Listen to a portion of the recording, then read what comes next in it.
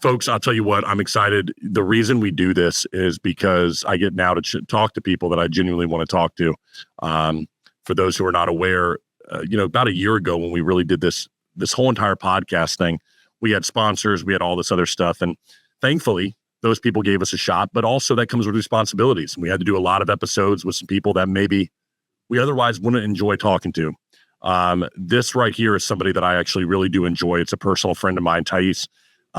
You are one of the most special people there is in the roofing game. You, your husband, your family, all of your employees, you have really impacted the industry in a positive way. I'm excited that people get a chance to be introduced to how awesome you are today. Thank you so much, Patrick. That was super, super kind. And I'm just so excited that your podcast, your show is back. Truly, it is my favorite in the whole industry. So super excited. Thank you for having me. Listen, honored. last time we talked was actually, I think, down there at your office in South Florida. Yeah. Now you have grown tremendously. All right. For people who don't know you and your business, quickly explain, what do you do for roofing contractors across the country? We do roofing administrative support. So back office, everything that they need from beginning all the way to the end for great contractors nationwide. So that's what we do. And we share some great clients and they say amazing things about you. But I want to ask, the first question begs this. Okay, why roofing? I mean, do you really love shingle and asphalt and everything that much? And do you do other trades? Tell us a little bit about that and your journey into the roofing game.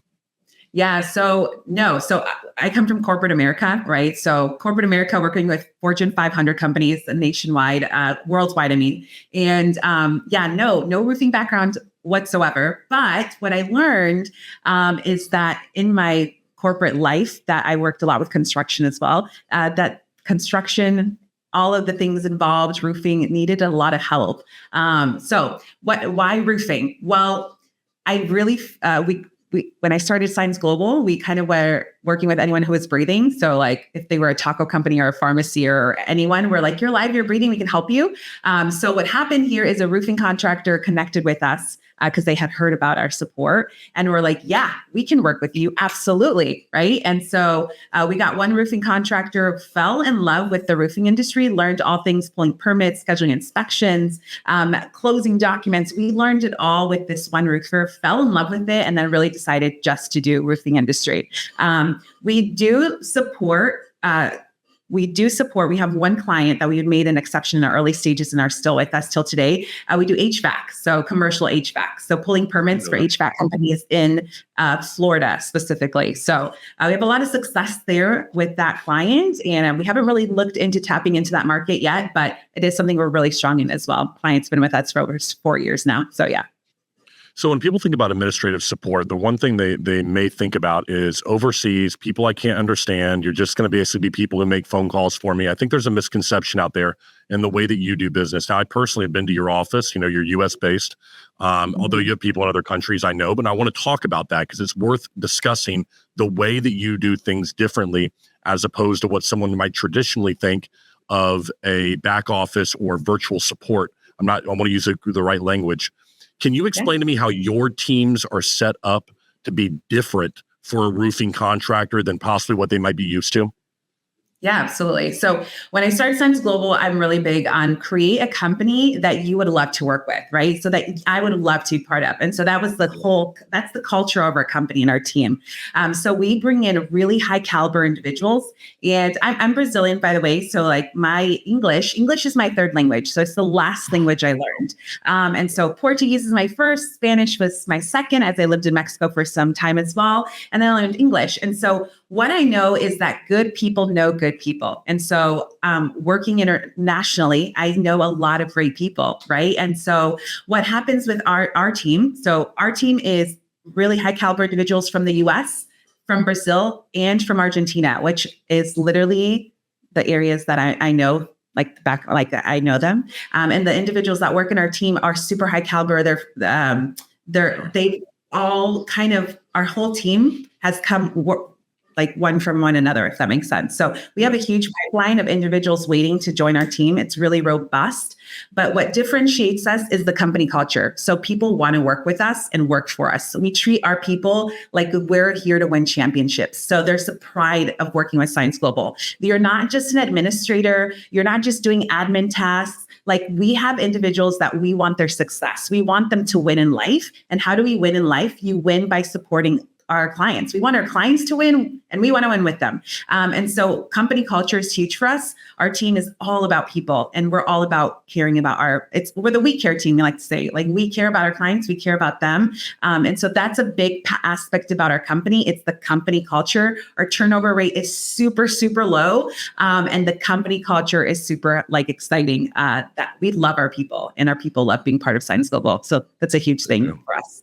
Yeah. And your people are so wonderful. Again, in so many different ways. I've got a chance to, every person that I've met with your team are just such good individuals. They actually, as I say, they give a shit. They care about each other. They care about the people. It's not a facade. It really is true. How do you do that? I mean, first of all, do you realize how special what you have is? Because I sometimes think about you from a distance, and I'm like, you know what? Like, you've really seemed to have it figured out here. You got a great family. You surround yourself in a great office. Your husband is wonderful. He's such a light to the world. I mean, in my opinion, just every time, when I met him there, and I mean, this beautiful soul. And so you've got all these people. You got this great culture. I don't know how many. 50, I don't know how many plus employees you got now. I don't want to, probably a lot. And do you realize how special it is in the moment? Are you taking it in a little bit? Because you're helping so many other people out, and you're now you're a mother times, is it how many? 3. 3. Okay. I mean, now you're mother times 3. Yeah. Are you taking it in right now that, you're doing something that's special, or are you just, hey, listen, it's just full steam ahead for you?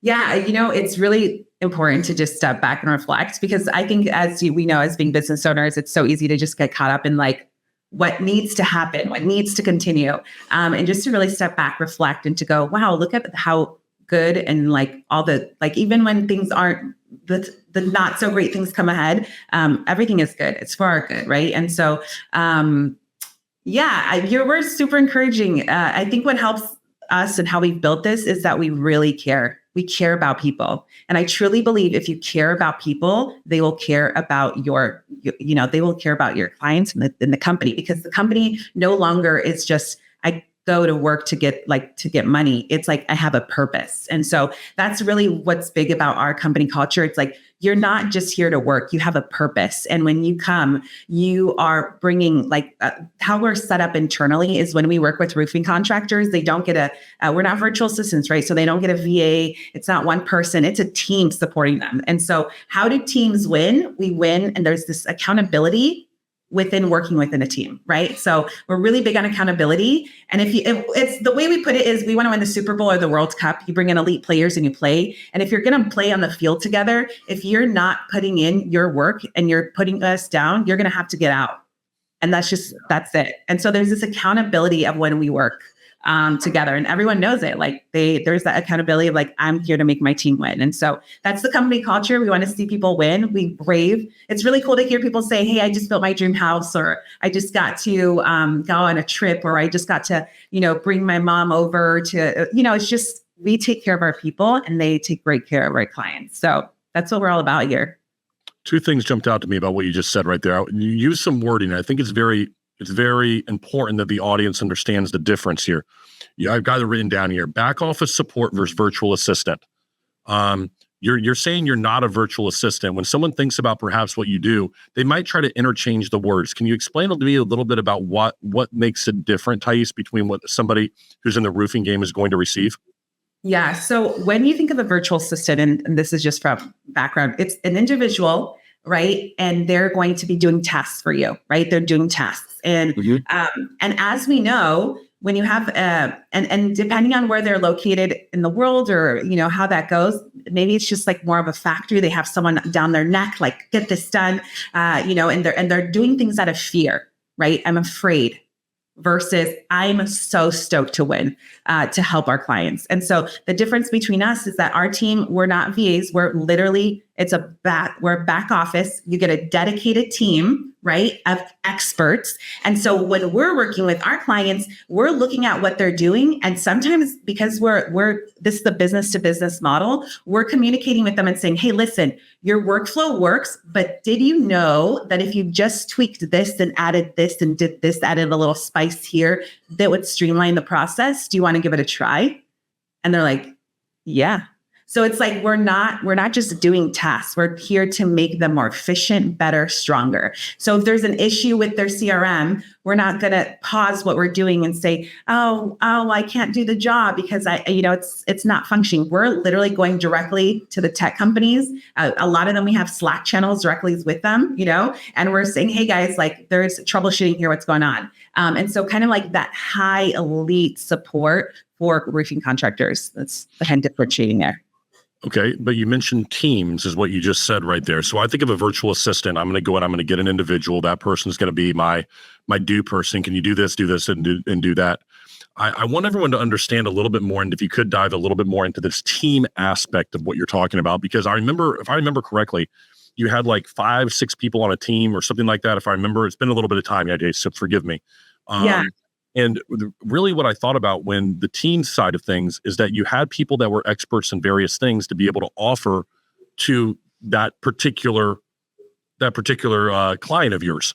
And also it allowed you to understand that if somebody's sick, you need somebody still to do the work. I always thought that was so interesting and it seems so simple, but people don't think about that. If you have a team of 5 or a team of 6 and tell me what it is, if somebody gets sick, it's not like you have to drop the ball. We have a team of people that's working on your project.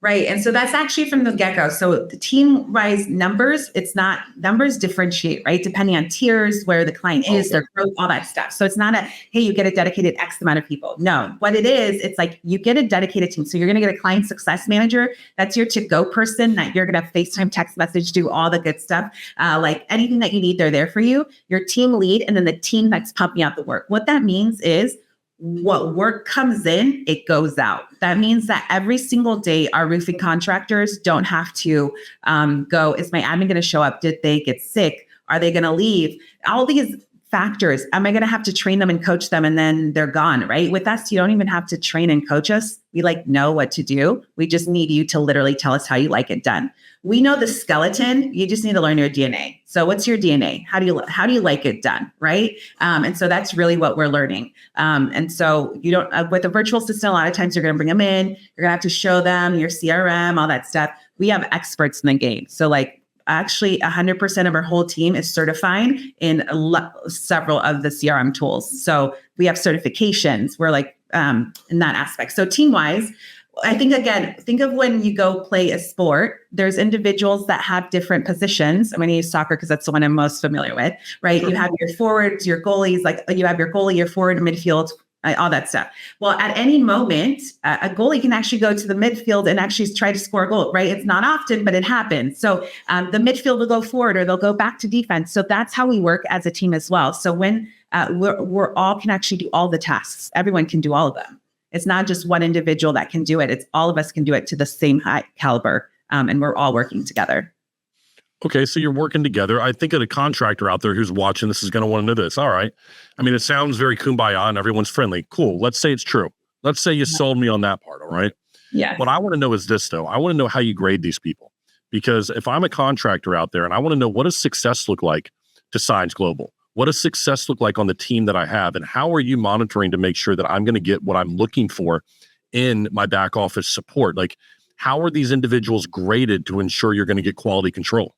Amazing. Okay. So one of the big aspects that we do is company culture again. So again, we work as a team. And so we're using everything the client has, right? So we're not using anything, we're not grabbing their data and putting it in our database. And then, we're none of that. We're inside of the client's their CRM. So first, the client is be able to grade us because they can see the action that's being taken. So there's full transparency, right? So like this comes in, this goes out, and we're communicating. We're all about communication and robust communication. So not just called the insurance company. It's like spoke to Amber from State Farms. We spoke about this. We're returning this, like really robust. So that's one.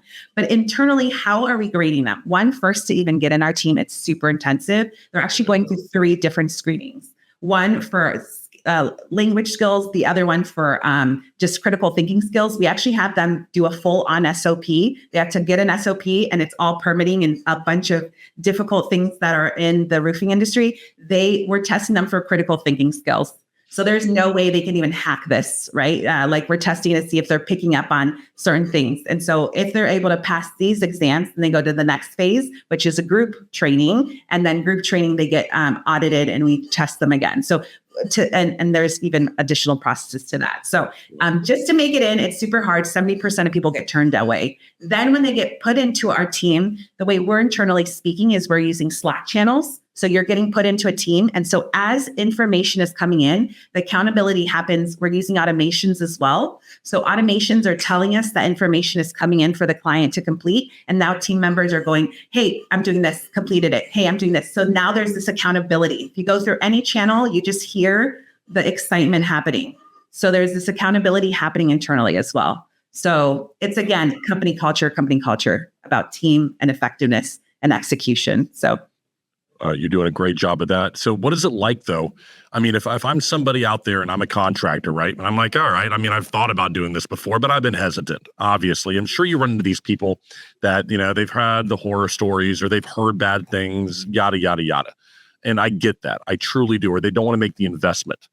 I guess my question for you is this. How do they start? Like, what does it look like when somebody comes to you and they're like, I think I need help. I'm running ragged all the time. I could use some help with this. Can you do this?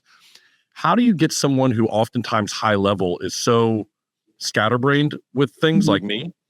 Yeah. To bring it in and go, okay, these are the 5 things that we're going to be able to assist you with. Is it an onboarding process? Is it some kind of big talk thing on kickoff? What do you do? Yeah. So we got this down to a science for doing it so many times and we freaking love it. So our onboarding process, we try to make it an exceptional experience. What our goal is that our clients have world-class experience from beginning and all the way through, just that how they want their clients to have world-class experience. And so it's our job as doing the admin to bring that world-class experience even to their clients as well when we're doing anything. So how does the onboarding work? So first we'll have a conversation because we're, everyone can use Saenz Global, but it's not for everybody, right? We're not going to be for everybody, right? We're for anyone, but not for everybody, because you might not we might not be able to help, or we might be able to help. So we'll go ahead and we'll ask some questions. Once we know, okay, we could be able to help you, we show you exactly everything that we do, everything, how we can support you. Then when you're ready to then you reserve your spot. We work by reservations. And then when they're ready to you select your reservation date. When we onboard you, it's like a science. So it's broken down in phases. So phase 1 is your first onboarding call. We're using AI technology as well. We're using recordings. You're showing us exactly how you like things done. Again, you're not showing us how to do something. You're showing us how you like it done, right? And we're able to take that information and immediately build out an SOP. We send it to our SOP department. So we have a department just built out to standard operating procedures. They then build that, and it's the bridge between you and us. And within 72 hours, we're already sending that to you for you to review and approve. Once you approve it, we then begin implementation. And so we begin in little pieces, and then until week 4, where we're really fully taking on most of everything. But we can go as fast or as slow as the client wants. But yes, we want to make sure that they feel comfortable. I love that. I mean, I think you've really got it down to a science at this point with what you've done. I got to know how you get this objection. I've got to think you get this objection, though. And I think that there's probably a contractor who's going to be thinking this, so I might as well ask it. Yeah. I think, at least in our business or in any vendor per se, or an add-on to a company, somebody you hire, a B2B, that's a great way to put it. I think a lot of B2B businesses, they're thinking about what is an ROI on my investment with you. Mm-hmm.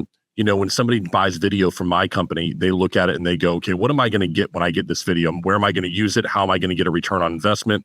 Give me a dollar bill that I'm going to get back. we try to teach people that the videos that you create are not about dollar bills, but about attention that your business is able to receive. It might be attention from a homeowner in a home. It might be attention online on their website. It might be culture. There's a lot of different ways you can garner the attention. But I'm interested because do you ever get pushback that, okay, what is my ROI on hiring Saenz Global? Because are they going to add to my or are they just, they're giving me more time to devote towards something else? How do you justify the cost of adding that to your bottom line for a business that's doing a couple $1 million? Is it worth it? When do they know it's worth it? How does that work?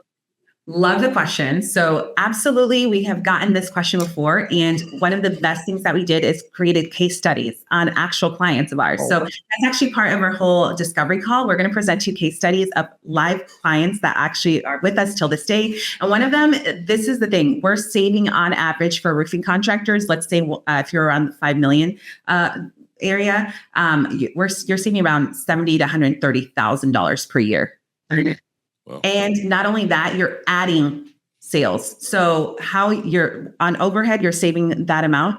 But also what you're doing as well is we're able, because your sales team now has more time to sell, right? Because they're removing some of this administrative tasks on. Also, and if you have any AR that's still out there, if you have any leads and opportunities that are just paused, right? That you guys haven't called back on, we were able to drum up over $1 million in AR. We were also able to drum up over $500,000 worth of for this specific roofing contractor within 9 months of just calls that they hadn't followed up on, right? That were kind of like pending there. So we were able to do a lot of follow up on there, get them on roofs, get them closing sales. And then we were also able to alleviate so much of their time because they kept having so much turnover on admin support that we were able to save them over 100 plus hours in training because they don't have to train us.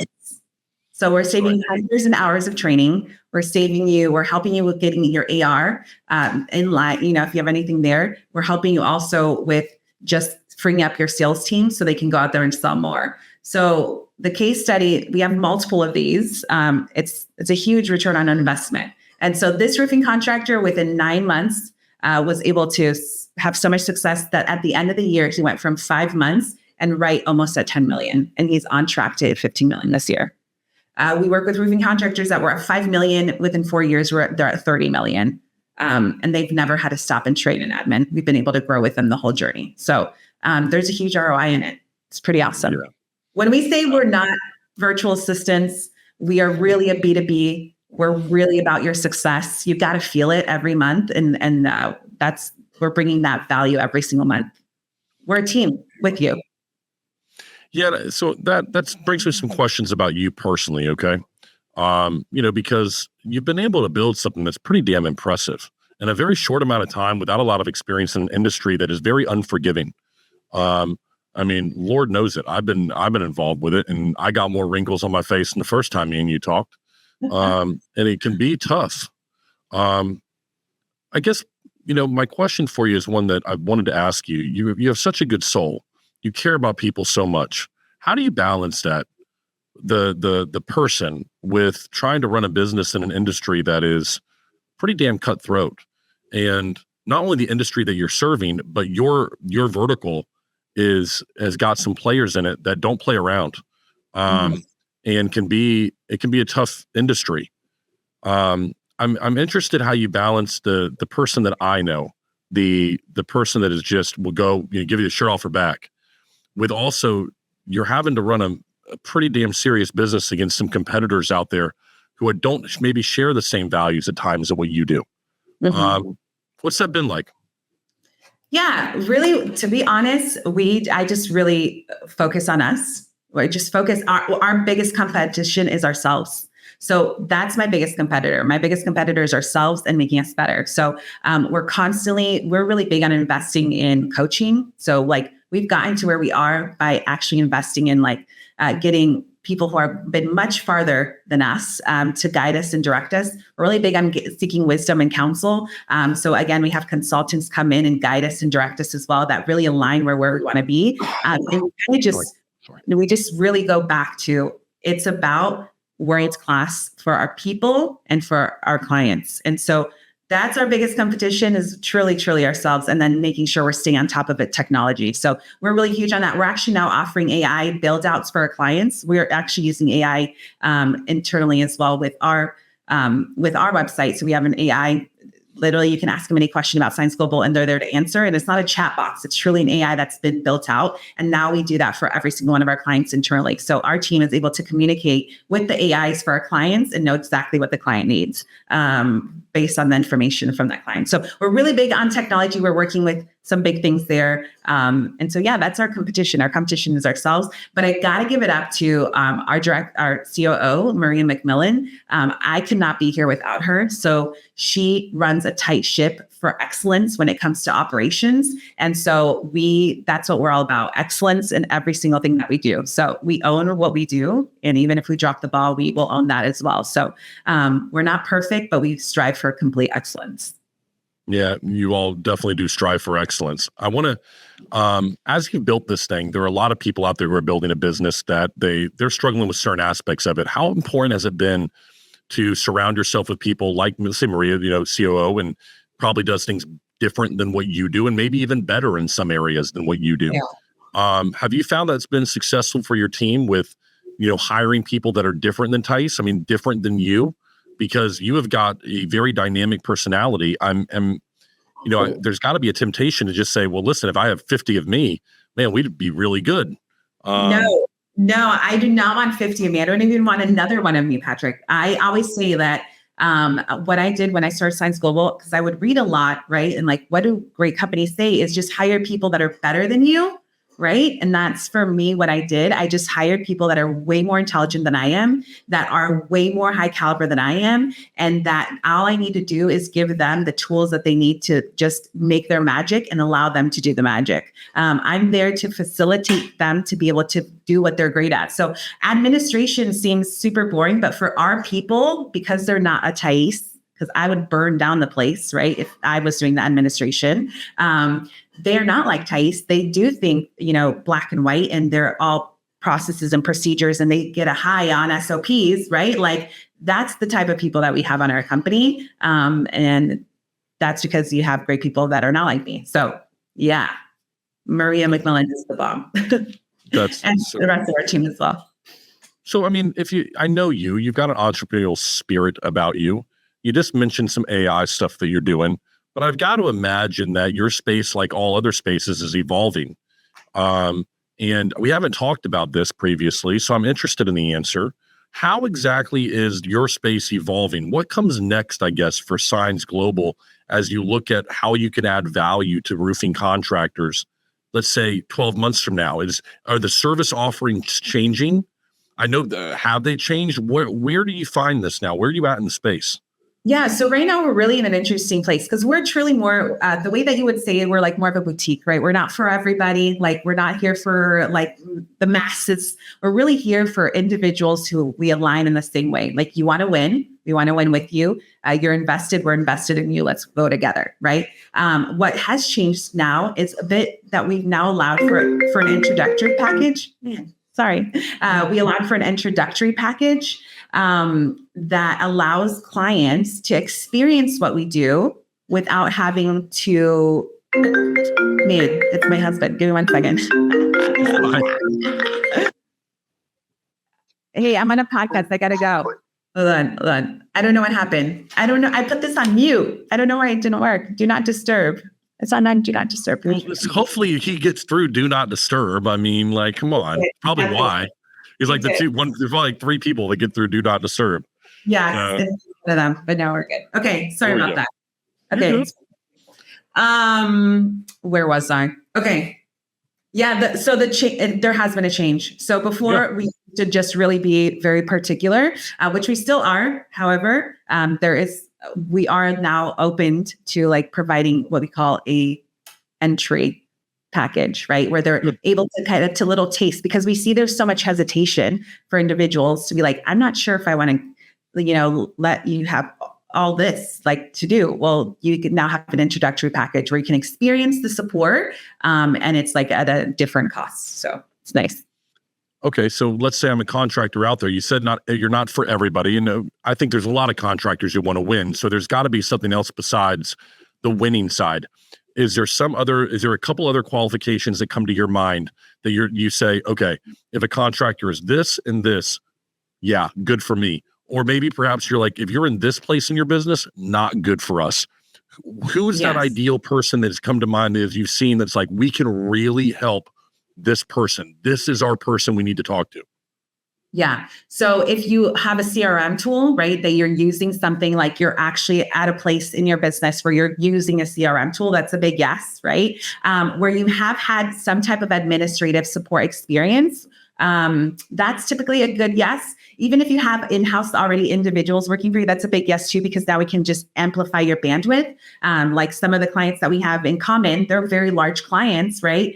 We're part of their team along with their huge staff. Well, it's because we're amplifying bandwidth. So those are great as well. But I guess the way to say it, if this is not really for you, is if you're really, really an individual that one isn't open for help. Like you think you just got it all together. Like, no one can do it better than me, right? Kind of that mentality that typically doesn't work. If you really are someone who isn't like, you're still doing things on paper and pen, right? Okay. So that's because we can't help you. Like you're virtual, like we're virtual, so we can't help you. Like we need tech involved there. And typically, if you are a jerk, so though we typically will say no to you if you're a jerk. So that's another one.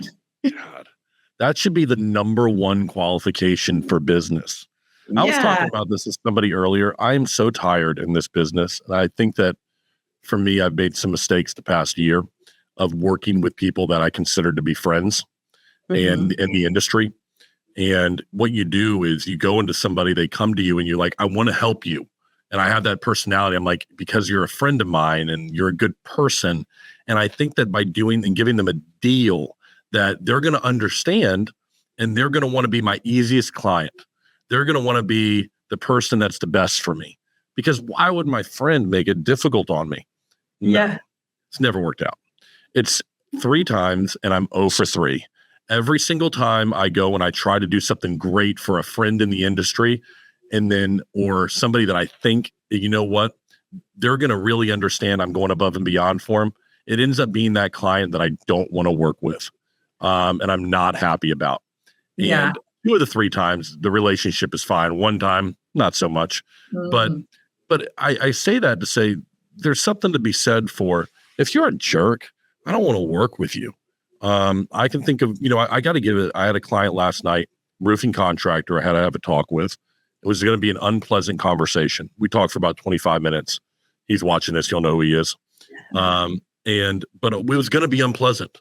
And we both knew going in, we're going to have an unpleasant conversation. And I'm so thankful that we both were in a spot in our lives where I think maybe 5 years ago, we would have acted much different, but we were able to solve the problem and get things back on track. And sometimes I've worked with people that would not be the case. They would lose their cool. It resorts into yelling, accusations, threats. Those kind of people, I don't want to do business with. The money is not worth me sitting there at night and worried about my reputation. And I know that you share as well as I do that you genuinely personally attach yourself to the reputation that Saenz Global has. I mean, it is your baby. And it is just not worth that time where you're sitting there because you tried so hard for someone and yet still they don't respect that. Or they know that you do care. I've run into this. Tell me if you've run into this. Is where I get upset. I don't know, my little tangent here. But when somebody realizes how much you do care about your reputation and attempt to take advantage of that, that they go, oh, I can basically do what I want because they're afraid of a bad review, or they don't want, they care so much about their reputation, they'll do whatever I need them to do. And I've really had to take a step back with some people and go, you know what? I feel like they're really using me here. I feel like, I'm not getting the best into this deal right now. Even though I never thought someone would do that, they do. And it's been a real eye opener the past year into that world Where before I just, whatever, I don't care. I didn't even have a Google My Business. Whatever. What are you gonna do? Not like me? Now I'm like, okay, well, just you threaten 1 star. Like I get, man, I want to make that comment online to somebody, but nope, I'm gonna refrain. I run into this a lot with ads that we run. I run ads all the time through Salty's Media, great company. Guys they're down in your area, very close to you, about 10 minutes away. Nice. And because we run ads, people think it's a company. They don't think it's an individual. Even though I'm on the ads, I think people genuinely think like, I don't know, maybe I have like 50 people that are like looking through the ads. No, it's freaking me. So every comment that people make on the ads, I get them.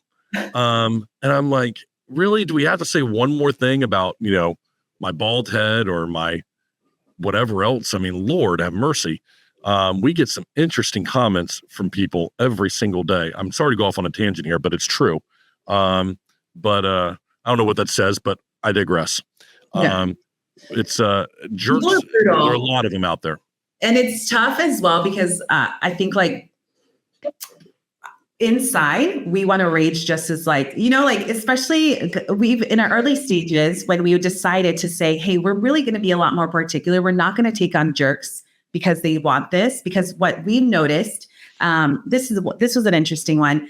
This individual really wanted to work with us. I'm kind of the gatekeeper sometimes, right? Because I'm a lot of discovery calls. I love them. So, and I can typically sense when that something's not going to be good. And it's not about the money. It's about if this is going to be a good win-win for both sides, right? Like, is it going to be a win for you? Is it going to be a win for us? Is the way you're going to treat our team going to add value and add morale? Or are you going to be down, like horrible to work with, right? Like putting people down, like those are things that we are not okay with. And so I remember in our kind of an early stage, we brought someone on, he put in his deposit. Already from the get-go, he told us that he had VAs and he would watch them through cameras. Like I guess that's a thing people do. They like watch their VAs to the cameras. And we're like, no, we're not VAs and you're not watching us to the cameras. That's kind of strange. Long story short, decided that I needed to give the money back to this individual and say, listen, we're not going to be able to help you. Like, it's not going to be a good fit. So this was pre-onboarding. They didn't even onboard anything. They just put a reservation. And, it's a good, reserving with us is not a little piece of change. It's like a good chunk. So gave the reservation back to him. Totally flipped out on me, out, told me he was going to leave all the worst reviews, that I'm a horrible individual, blah, blah, blah, blah. I just flipped out. And it's almost like I'm giving the money back because I want this to be of benefit to you. Like I want this for you to win as well. And we're not going to be your winning side. Like it's not going to work. So I'm giving all your money back. Like, here you go.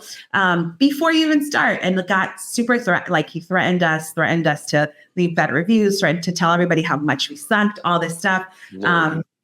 And my first reaction, I think, in those moments is just like, let me blast you. But like my ghetto back in the day, South Florida girl comes out. Like, let me take my hoops, hold them. I'm about to, my fist for, that's kind of what internally my ghetto taste comes out. My chonga, as they would say, my Latinness. But then I need to calm down and remember, you know what? You can say what you want to say. The truth will always prevail. So, yes. I think that you do really well in these situations when you seek. This is where, for me, because I can get really hot-headed and loud when I'm not happy about something. Surprise. And with that in mind, what I've been trying to do is to not be right. I think that's where I'm like, why can't they just see the way that I see it?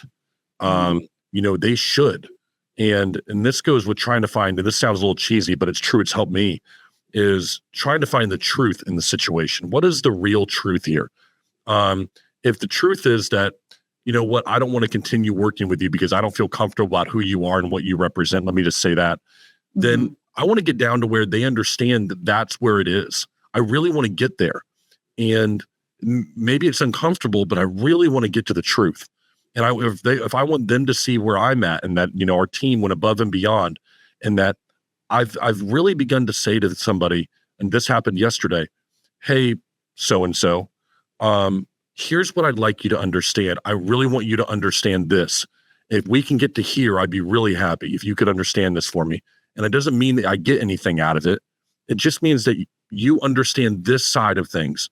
And the guy, to his credit, was like, yeah, man, I understand where you're coming from. And I understand that you're not happy with me and you understand why I'm not happy. Like, I think we get one another. I'm like, yeah, I think we do. But I wasn't trying to, why can't you just see it my way? God, but just, hey, listen, this is where I feel. This is the truth that I'm trying to seek out of you. Truth over being right has helped me out a lot, keeping my cool. Because Lord knows I can get a little tempered, if you will. But hey, neither here nor there. Back to the last couple questions I have for you about everything that you're doing. Okay. You have been able to build something that's really, really incredible that continues to grow. Why don't you just get out of roofing? Why don't you just try something different and build this thing to thousands of people? And then, I mean, is there any temptation to do that? Because you've been really good at the roofing side for a while here. What do you think?